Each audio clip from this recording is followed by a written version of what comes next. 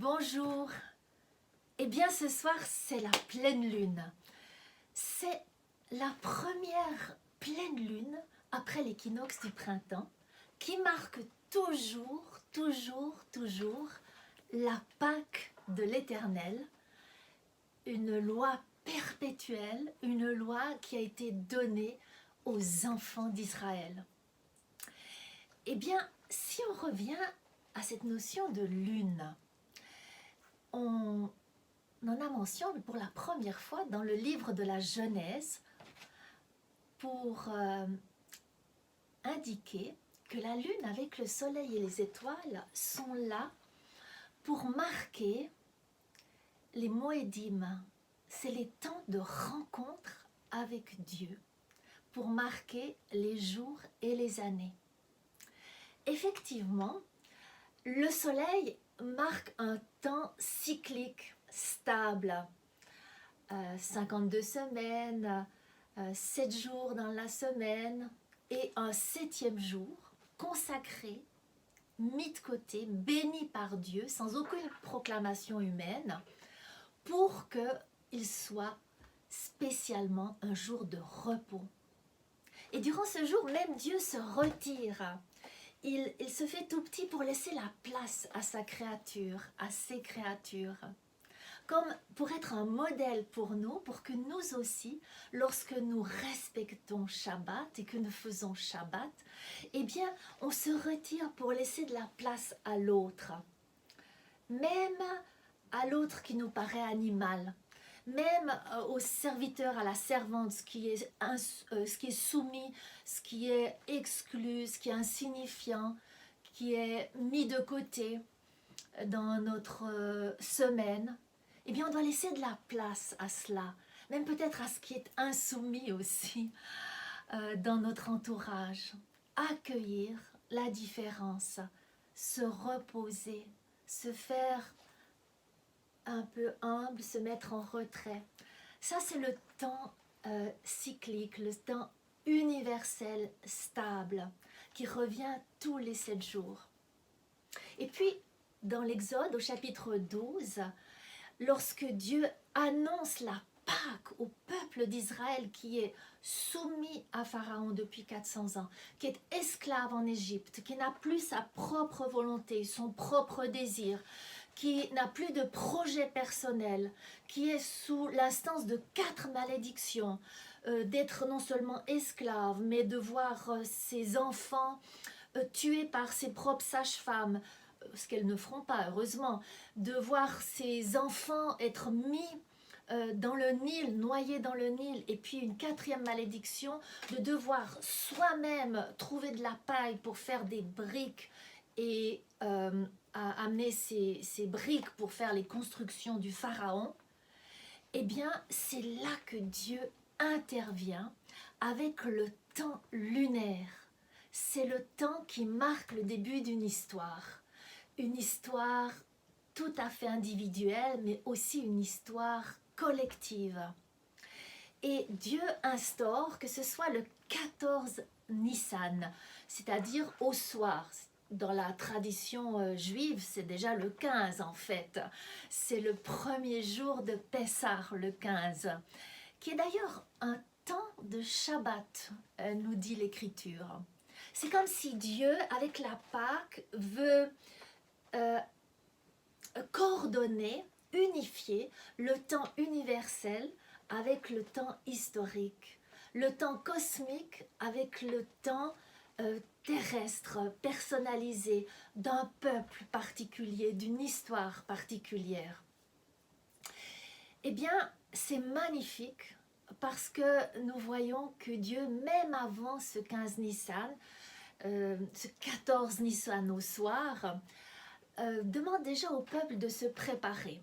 Et il le fait dès le 10 Nissan, c'est-à-dire 4 jours avant la Pâque. Il demande à chaque famille en Israël de préparer, de mettre de côté un agneau. Donc soit d'aller l'acheter, soit de s'en procurer un, soit de prendre un agneau tout à fait particulier, de moins d'1 an, mâle, sans tache, sans défaut, et de s'en occuper pendant 4 jours.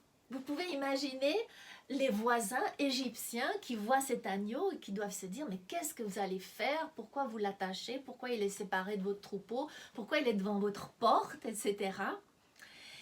Et les Israélites de pouvoir dire, eh bien, on va faire quelque chose de spécial le 14 au soir.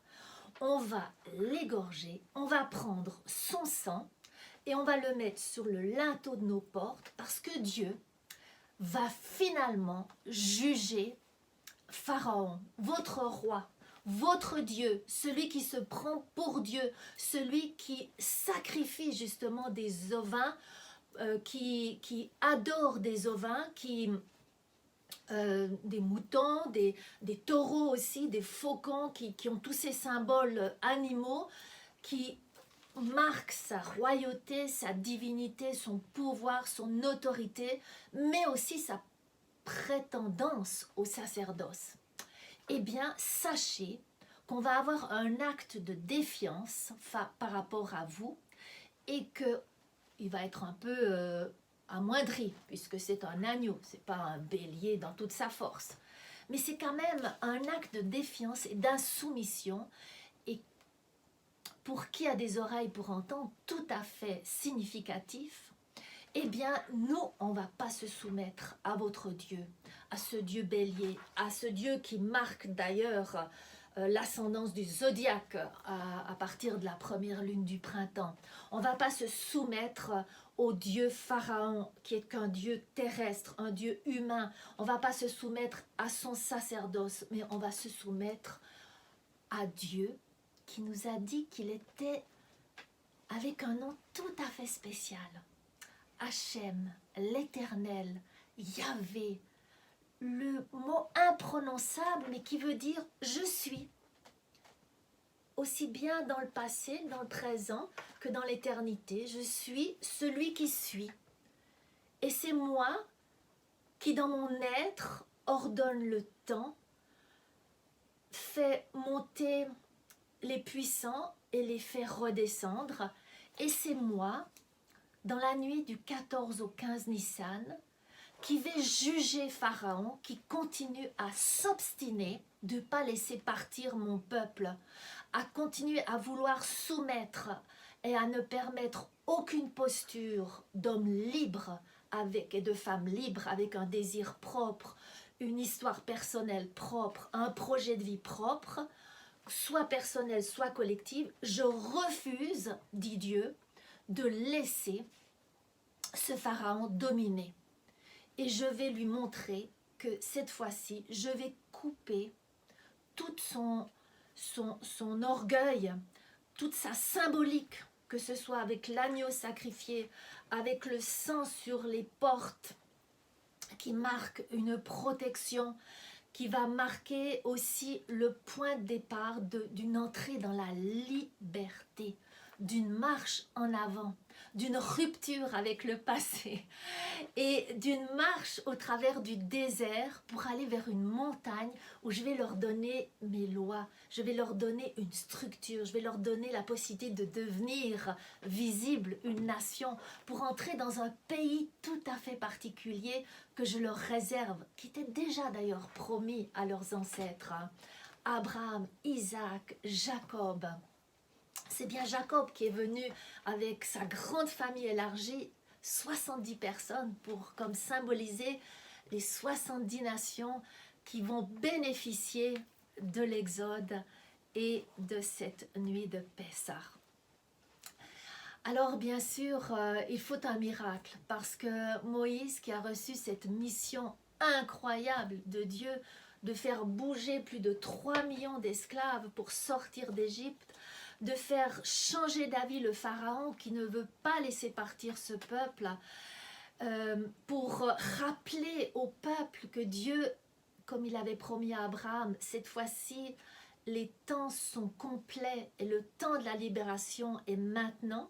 Vous pouvez relire Genèse chapitre 15 où il est promis à Abraham qu'après 400 ans, ses descendants sortiraient de l'esclavage du pays d'Égypte pour aller et revenir en terre de Canaan. Voilà, donc Dieu libère. Et ce 14 au 15 Nissan, c'est Dieu lui-même qui est dit, qui descend. Souvent on parle de l'ange de la mort. Pas du tout, le texte dit c'est Dieu lui-même qui descend. C'est Dieu lui-même qui vient juger. Mais la bonne nouvelle, c'est qu'avec cet acte de défiance et d'insoumission que font et que manifeste chaque famille d'Israël, eh bien, il va aussi dire, je ne suis pas qu'un Dieu du jugement, mais je suis un Dieu de la protection.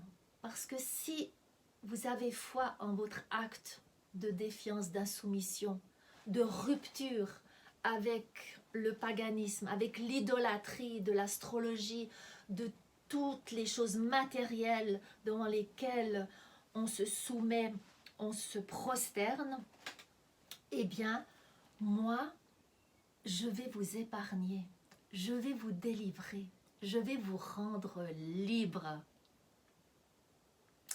Et c'est magnifique que cet acte symbolique de défiance et d'insoumission ouvre la possibilité dans cette nuit, alors qu'ils mangent l'agneau pascal, alors qu'ils mangent des herbes amères, pour prendre la responsabilité de leurs amertumes, de leur colère face à toutes ces années de soumission, face à toutes ces années de souffrance, eh bien, ils acceptent de manger aussi du pain sans levain, de la matzah, du pain sans levain. Cette matzah, pourquoi? C'est pour dire qu'il faut partir en hâte. Quand c'est le temps de la rupture, il ne faut pas traîner. Pourtant, comme il avait annoncé ça 4 jours avant, c'est un petit peu bizarre que les enfants d'Israël n'ont pas fait des pains à l'avance pour emporter. Non, Dieu veut une leçon. Le pain sans levain, c'est le pain qui ne prend pas sa forme à cause de la fermentation, à cause du temps qui lui est donné pour fermenter. C'est un pain qui est juste essentiel, fondamental, dans son substrat le plus simple. Le pain avec le levain, c'est un pain avec de la forme, avec du gonflement, avec de la texture bien moelleuse. Eh bien non, Dieu veut que ce soir de Pessah, on mange le pain simple. Déjà, ça fait presque comme allusion plus tard au sacrifice de Mincha, qui est le sacrifice de fleurs de farine, qui est un sacrifice volontaire que tout être humain peut offrir puisqu'il ne coûte rien. C'est le sacrifice des pauvres. Et c'est comme si la matzah rappelle que on vient avec le pain des pauvres, le pain des soumis, des esclaves. C'est le pain de l'immédiateté qui n'a pas pu se prolonger dans le temps. C'est le pain de l'immédiateté, c'est ce qui caractérise un peu l'enfant, mais qui caractérise aussi Dieu, qui dit « je suis ». Là, je suis dans le présent. Et ce présent englobe aussi bien le passé que le futur. Eh bien, la matzah, c'est aussi plus tard comme une association avec ce pain très simple, sans levain, que Dieu va faire descendre du ciel et dans le désert, lorsque le peuple va pérégriner jusqu'au mont Sinaï, jusqu'au mont Horeb pour recevoir la Torah, ses lois, ses enseignements. Eh bien, c'est cette métaphore où Dieu descend visiter son peuple à Pessah, à la Pâque, pour juger, mais aussi pour protéger, pour couvrir, pour racheter, pour libérer, pour emmener, pour faire sortir. Tout ça, c'est magnifique enseignement de la Pâque. Et vous pouvez trouver ces enseignements dans le livre de l'Exode au chapitre 4, à partir du chapitre 3 jusqu'au verset Vous trouvez ces textes dans l'Exode dès le chapitre 3 jusqu'au verset 16, ça c'est le grand contexte, mais surtout le chapitre 12. Et puis vous retrouvez des enseignements sur la Pâque et les fêtes au chapitre 23 du Lévitique, Nombre chapitre 28 et 29, Deutéronome chapitre 16. Et puis, il faut dire que c'est le temps que Jésus choisit pour mourir à Jérusalem, pour offrir son être comme un acte de protestation, de défiance face à tout ce qui nous soumet à de fausses institutions qui ne nous libèrent pas, qui ne nous enseignent pas, qui ne nous enrichissent pas. Un acte de défiance à tout ce que nous idolâtrons et qui prend la première place. Et c'est justement à Pâques que Jésus accepte de monter à Jérusalem et il demande à ses disciples de préparer la Pâque. Ça veut dire que pourquoi il dit de préparer? Et quand on lit les évangiles, certains évangélistes insistent 4 fois qu'il faut préparer. Pourquoi? Il faut dire qu'au temps de Jésus, c'est déjà une fête qui est célébrée depuis 1500-1200 ans selon les datations et qu'il y a de grandes traditions qui entourent cette fête.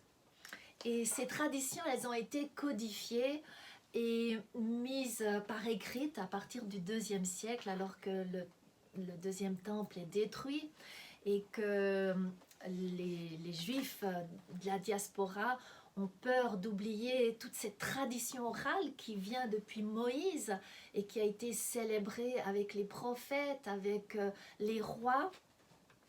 Eh bien, il y a déjà toute une institution autour de la Pâque.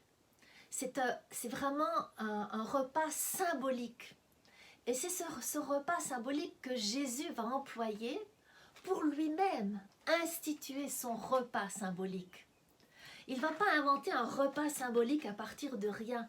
Il le plante sur le repas symbolique de la Pâque. Et ce repas symbolique, il est connu, archi connu, par cœur, par tous les Juifs depuis des milliers d'années. Et encore maintenant, c'est toujours le même. C'est un repas en 15 étapes pour signifier les 15 marches qui montaient au temple.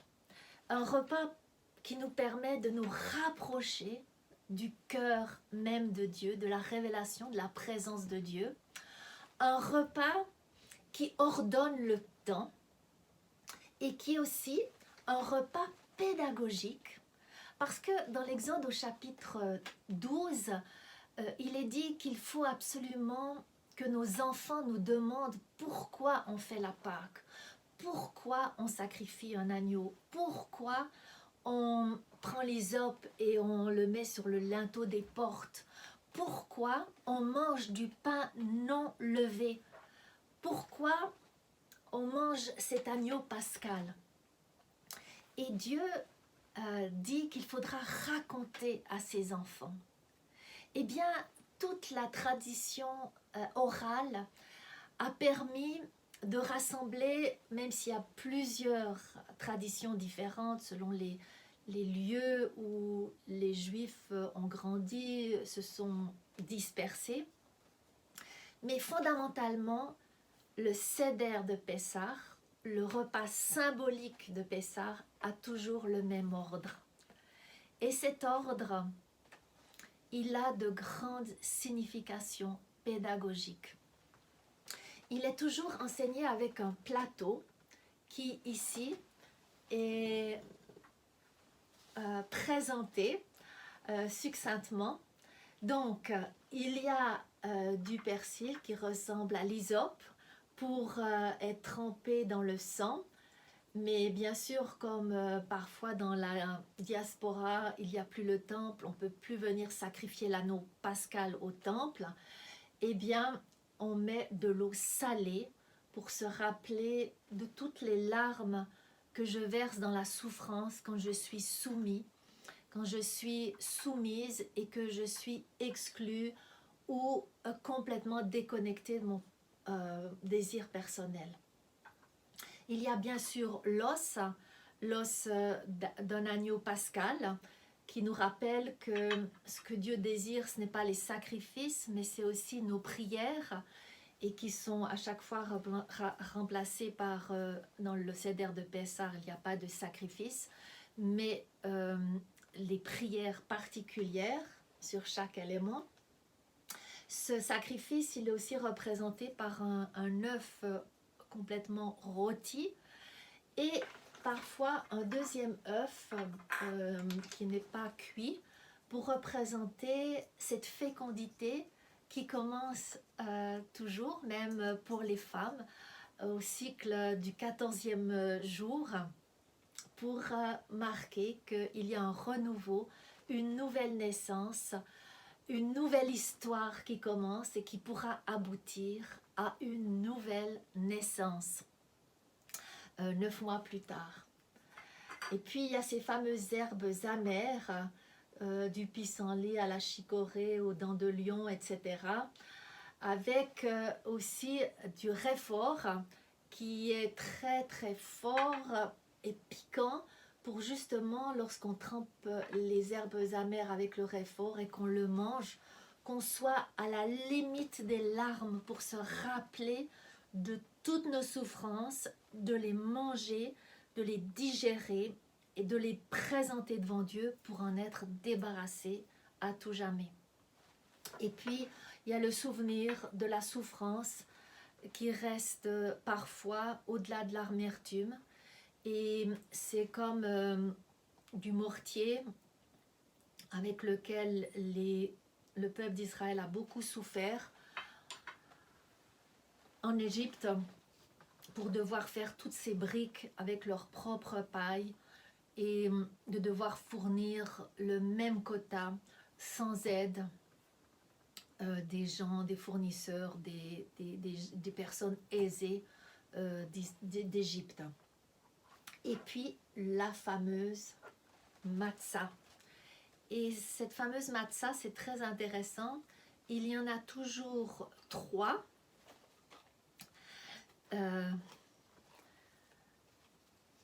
Sur le plateau du Seder. Il y a le pain de la création et le pain de misère, avec au milieu le pain de la rédemption. Et c'est très intéressant que lors du Seder, à un moment très précis, on prend ces 3 pains, on les bénit, et puis on prend le pain, la matzah du milieu, que l'on casse en 2, et la plus grande moitié, eh bien, est cachée dans un linge et cachée dans la pièce, pour qu'à la fin du Seder, un enfant puisse aller le chercher, et pour qu'on puisse manger ce dernier bout de pain en dessert, en afikomen. Alors je vous expliquerai un tout petit peu plus tard ce qu'est cet afikomen. Qu'est-ce qu'il y a encore dans le Seder de Pessah? Eh bien, pendant les 15 étapes, il faut absolument boire 4 coupes de vin, de jus de raisin. Et la première coupe, bien sûr, puisque nous sommes un Shabbat, eh bien, c'est comme la coupe de la bénédiction, la coupe du Kiddush, qui sépare le sacré du profane. Et c'est la coupe qui commence le Seder, les 15 étapes de la Pâque. Ensuite, la deuxième coupe, elle est là pour signifier la coupe du jugement et de la délivrance. Et alors qu'on va raconter l'histoire de la sortie d'Égypte, chaque convié au repas de la Pâque, de Seder, va prendre un peu de cette coupe du jugement pour le mettre sur son assiette, et déduire de cette coupe, quand même, qui reste toujours dans la symbolique une coupe de joie parce qu'il y a un jugement de Dieu, mais pour être délivré, pour être racheté, pour sortir d'Égypte. Mais on doit se rappeler qu'il y a eu pour cela 10 plaies qui ont causé beaucoup de souffrance et de tristesse. Et ma joie doit vraiment être sensible et tempérée. Après le repas, là, pendant cette première partie, il y a une troisième partie, là, dans le repas de Pessah, qui est de prendre un très très bon repas. Ce fameux repas avec l'agneau pascal, mais tout ce qu'on peut manger pour se fortifier avant la route. Mais après le repas, on va verser une troisième coupe et on va se rappeler que cette coupe, c'est la coupe de la nouvelle alliance, que les promesses faites à Abraham sont réalisées, que Dieu va tenir ses promesses, qu'il va effectivement non seulement nous faire sortir d'Égypte, nous libérer, mais aussi nous racheter et nous rendre vraiment libres, nous repositionner dans notre dignité humaine. Et la dernière coupe, eh bien, elle est en lien avec le fait qu'on va vraiment être pris et emmené comme peuple et emmené dans le pays promis. Alors, pourquoi il y a cette coupe-là, cette cinquième coupe? Alors, c'est de nouveau un moyen pédagogique. J'aimerais juste reprendre mon texte là pour vous indiquer d'où vient cette pédagogie. En fait, ça vient, pourquoi ces 4 coupes sont instaurées dans le Seder de Pessah. C'est un moyen mémotechnique que les Juifs enseignent à leurs enfants pour se rappeler d'Exode 2, Exode 3, Exode 6, où il est dit toujours comment Dieu se positionne par rapport à nous, par rapport à son peuple, par rapport aux êtres humains. Alors au chapitre 2, il est dit, Dieu il entend, Dieu il se souvient de son alliance faite à Abraham, Dieu il regarde la souffrance et la misère de son peuple, et puis Dieu il a vraiment compassion et il s'offre lui-même pour un chemin de sortie.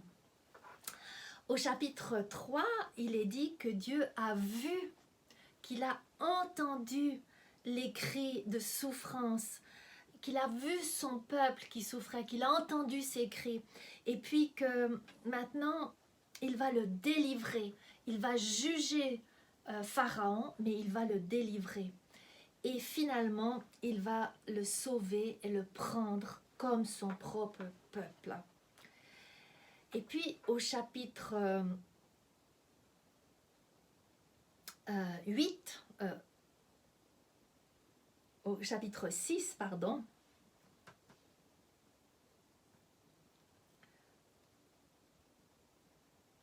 attendez, je crois que je me suis trompée. On va reprendre le chapitre 3.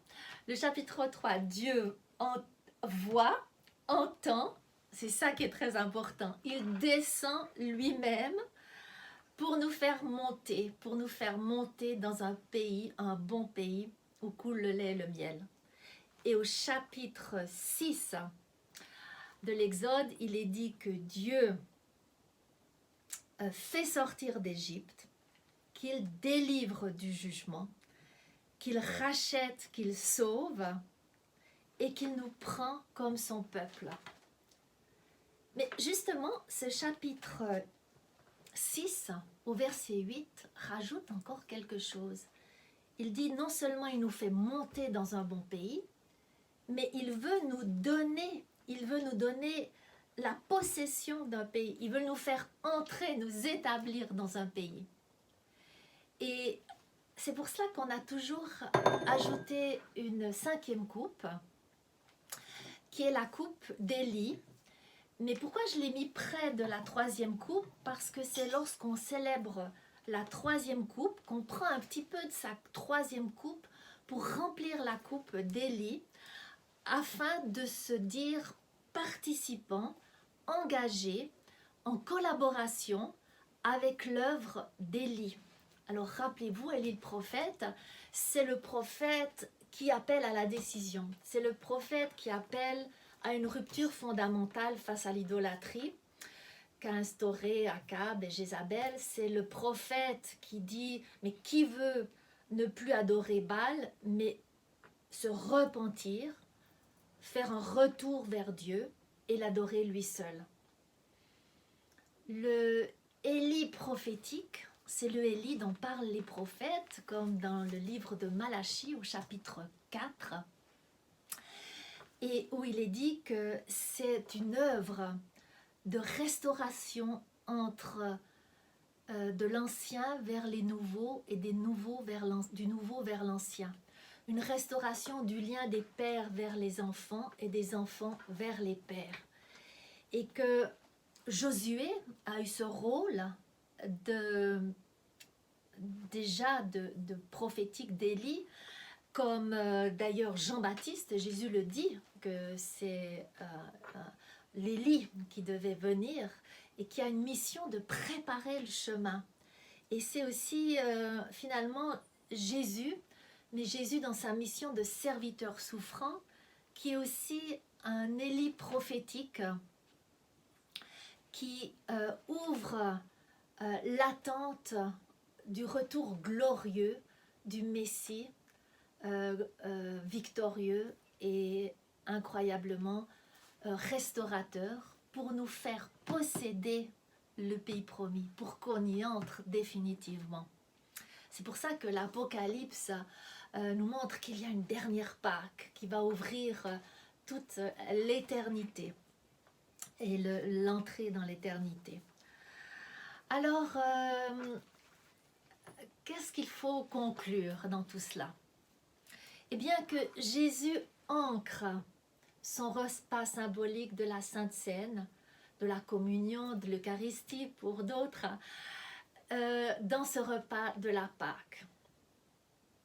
Nous sommes enlisés, soumis, comme les Égyptiens, comme les Israélites en Égypte, et nous avons besoin de sortir de nos enlisements.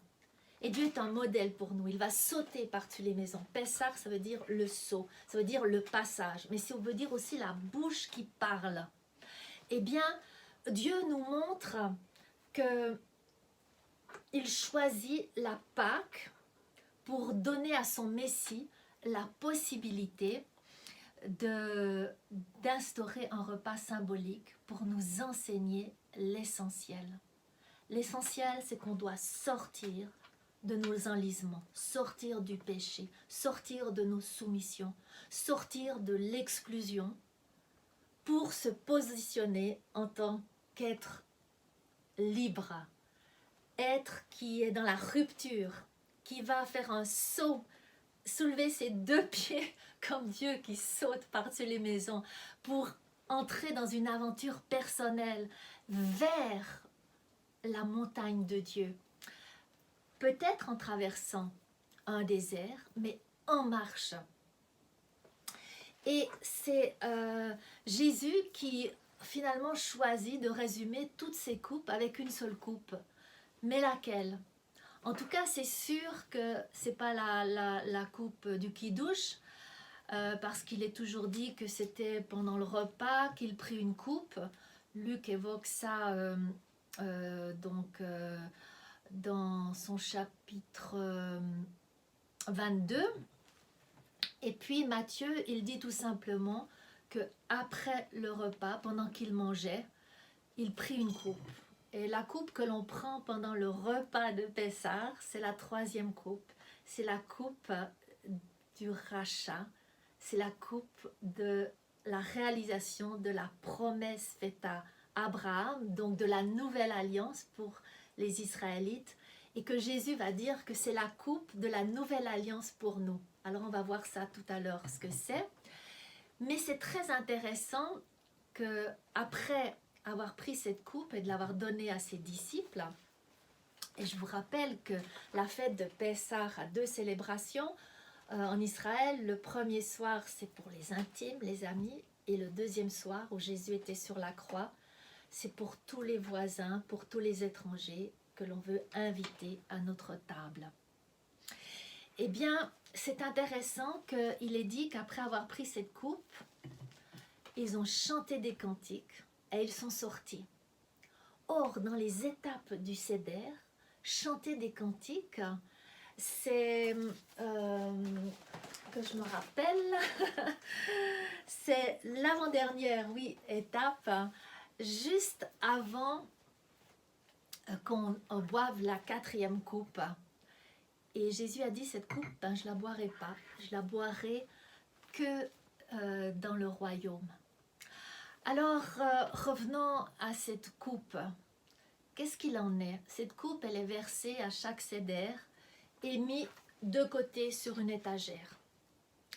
Eh bien, si l'on remarque ce qui se passe, c'est cette coupe qui est la coupe d'Élie. Et dans chaque Seder, on demande à un enfant d'aller ouvrir une porte pour qu'il puisse venir. Et on est au Seder de Pessah, alors que Jésus s'apprête à mourir. Et lui, il ne dit pas aller ouvrir la porte, mais il est dit qu'il prend la porte et il sort à Gethsémanée. Et là, il se met à prier et il dit, Seigneur, que cette coupe s'éloigne de moi. Or, c'est justement cette coupe d'Élie qui est difficile pour lui d'assumer, mais qu'il va choisir de boire. Et en buvant cette coupe et en disant qu'il ne boirait plus d'autres coupes avant la dernière coupe de la restauration finale, eh bien je pense que la seule coupe qu'il nous donne de boire, c'est comme un mélange de la 3e, la coupe de la Nouvelle Alliance, avec la coupe du ministère d'Élie que Dieu nous a confié. Ce ministère précurseur pour ouvrir les chemins du Seigneur. D'ailleurs, rappelez-vous, je vous ai dit que dans le Seder de Pessah, on prend toujours de sa 3e coupe pour en mettre dans la coupe d'Élie, comme pour dire son engagement de participer à cela. Eh bien, Jésus, il est sorti, il a ouvert la mission en précurseur d'Élie, prophétique, pour nous la donner à partager régulièrement à chaque Pâques. Et les premiers chrétiens étaient tellement enthousiastes qu'ils le faisaient quotidiennement parfois, de manière hebdomadaire d'autres fois, et puis dans la tradition, toujours à Pessah. C'est vraiment la coupe que je bois à Pessah où je m'engage à participer à cette œuvre de rédemption pour préparer les chemins du Seigneur, préparer la dernière coupe de la dernière Pâque, pour préparer cette œuvre de rencontre entre les cœurs des pères avec les enfants et le cœur des enfants avec les pères. Je le vois aussi de manière symbolique, le cœur des Juifs qui se tournent vers les enfants, vers ce qui a été greffé sur eux, les chrétiens, et les chrétiens qui se tournent vers ceux qui ont donné les racines à toutes leurs croyances, nos frères et sœurs juifs. Et quand je bois cette coupe, c'est aussi pour appeler les gens à la repentance, les gens à la décision, les gens à la séparation d'avec l'idolâtrie. C'est aussi un acte d'insoumission, de positionnement en posture de femme et d'homme libre. Voilà la coupe de la Nouvelle Alliance, la coupe de la bénédiction, la coupe du sang qui a coulé pour nous protéger du jugement sur tous nos enlisements, sur tous nos péchés qui nous mènent à la mort, comme la mort de tous les premiers-nés d'Égypte, mais dont nous pouvons totalement échapper par le sang de la Nouvelle Alliance, le sang du Christ, le sang de la libération. Eh bien, quoi dire pour terminer? Eh bien que Jésus est est le Dieu qui descend du ciel, toujours dans la continuité, mais aussi dans la rupture, on le voit. La continuité puisqu'il choisit Pessah, le Seder de Pessah, pour instituer la communion et la Sainte Seine, pour nous éclairer sur la profondeur des gestes que nous faisons. C'est un Dieu de la continuité parce qu'il choisit la fête des prémices.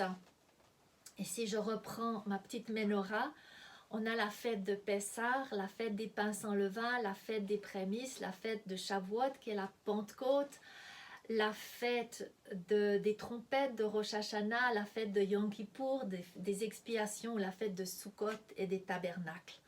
Et on voit qu'il y a des liens entre ces différentes fêtes. Mais ce qui est essentiel de remarquer, c'est que Jésus a suivi vraiment un ordre précis. Et qu'à la fin de la fête des pains sans levain, il n'y a pas le passage de la mer Rouge, comme c'est le cas 10 jours après la fête de Pessah au temps de l'Exode. Mais c'est le moment où il rentre en catimini, là où les disciples sont réunis dans la chambre haute, pour leur souffler l'esprit dans leur esprit. C'est une nouvelle mer Rouge qui passe par le souffle. C'est une traversée qui ouvre 40 jours de désert, non pas de pérégrination, mais de méditation et de contemplation dans cette chambre haute avec tout le groupe des disciples de Jésus pour justement 40 jours après, 50 jours après Pâques, arriver à Shavuot et recevoir non pas le don de la Torah, mais le don de l'Esprit qui va, comme disent les prophètes, intégrer la Torah dans notre cœur. Et là où est la rupture, c'est Jésus, il respecte et ressuscite à la fête des prémices, puisque c'est toujours une fête qui se célèbre le lendemain du Shabbat de Pessah. Mais à Shavuot, il ne va pas nous emmener à la montagne. Comme dit l'Épître aux Hébreux, au chapitre 12 et au verset 18, il est dit qu'il nous mène à Jérusalem. Et c'est là une préfiguration de la Jérusalem céleste qui est le lieu où il y a le cœur des anges, l'assemblée des premiers-nés, tous les étrangers qui ont été mis de côté, qui ont même subi la mort et qui ont été mis de côté. Eh bien, tout le monde a cette possibilité d'être sous le sang de l'agneau. Et là, dans l'Épître aux Hébreux, chapitre 12, il n'est pas dit le sang de l'agneau pascal. Voyez-vous comme les métaphores jouent dans la Bible, mais il est dit le sang d'Abel. C'est ce sang qui me rappelle que je suis une vapeur, que je peux ne pas être à l'écoute de la souffrance de mon frère. Et que même dans ce qui est le plus vulnérable et difficile et sombre en moi, eh bien Dieu peut le transformer en lumière et en un flash d'énergie, comme vient le Saint-Esprit à la Pentecôte sur chaque disciple qui était réuni dans la chambre haute. Il y a une flamme de feu personnelle. Chacun devient un Sinaï avec le tonnerre, les éclairs et cette énergie de Dieu qui va être l'énergie de la résurrection du Christ qui nous est donnée, qui nous est impartie avec des cadeaux, des dons spirituels, nous dit la Bible. Eh bien, oui, Dieu est un Dieu de la continuité. Il respecte ses temps fixes, ses temps historiques. Il les combine, il les simplifie, il les complexifie. Et c'est à nous de les étudier. C'est à nous de nous en imprégner. Eh bien, pour conclure, j'aimerais vraiment vous inviter à un temps de retour sur vous-même durant ce Pessah. Comme les Juifs, nous sommes soumis au confinement, soumis à des choses que nous n'avons pas prévues, soumis à des choses, à ce virus, à ce collapse économique qui risque peut-être d'arriver, soumis à toutes les prédictions des scientifiques, des politologues. Et voilà que Dieu vient peut-être nous dire, non, moi je suis le Dieu qui va créer une rupture avec ça. Et je vous invite, dans le creux de votre chambre, à recevoir, durant ces jours de fête de Pessah, le souffle pour traverser votre propre mer Rouge, pour entrer dans votre intimité avec Dieu et pour pouvoir aller le rencontrer afin que ces lois deviennent naturelles en vous et que vous puissiez respirer Dieu, interpeller vos voisins, interpeller vos enfants, vos familles, vos églises, vos institutions. Parce que Pessah 2020 nous prépare à une Pentecôte 2020. Vous savez, à partir de la deuxième fête, il y a Pessah, mais il y a la fête des pains sans levain qui s'associe directement pendant 7 jours. Eh bien, on compte le Homer, je vous avais dit. Et il y a un lien particulier entre toutes ces fêtes. Et je pense que ce Pessah 2020 nous ouvre, comme je vous ai dit lors de ma dernière vidéo, nous ouvre un grand réveil spirituel à Shavuot 2020. Ces fils et ces filles qui vont recevoir des visions, ces vieillards, ces enfants qui vont prophétiser, ces femmes, ces serviteurs, ces servantes qui vont recevoir l'Esprit pour être un peuple qui est en marche, pour être un peuple qui va faire une différence dans le monde, pour être un peuple qui va préparer les chemins du Seigneur et être un Élie prophétique pour la fin des temps. Eh bien, que Dieu vous bénisse en ce Pessah 2020, que vous soyez abondamment ressourcés, couverts de cette protection face à tout jugement. Or, Jésus a dit que le Père lui a remis tout jugement et que celui qui croit en lui ne passe point en jugement, mais qu'il est passé de la mort à la vie. Jean chapitre 5. C'est sur ces paroles d'assurance, de possibilité de rupture, de liberté, d'ouverture à une préparation pour que la dernière venue du Seigneur, Dieu qui descend pour une dernière fois, afin de nous libérer définitivement du mal, de tout virus, de tout confinement, de tout enlisement, de toute exclusion, afin que nous soyons positionnés à son image, selon sa ressemblance, en toute humilité, laissant la place à l'autre et aux autres. Que Dieu vous bénisse, que Dieu vous soutienne. C'est ma prière pour ce Pessah 2020. Amen.